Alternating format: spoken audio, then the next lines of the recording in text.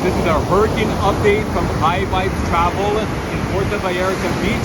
It's October 23rd around 11 a.m. And as you can see, yes, there are waves, but it wasn't a hurricane that they expected it to be. Maybe not here in Puerto Vallarta, but there was some rain, there was some wind overnight, but nothing crazy. I don't think there's that much damage.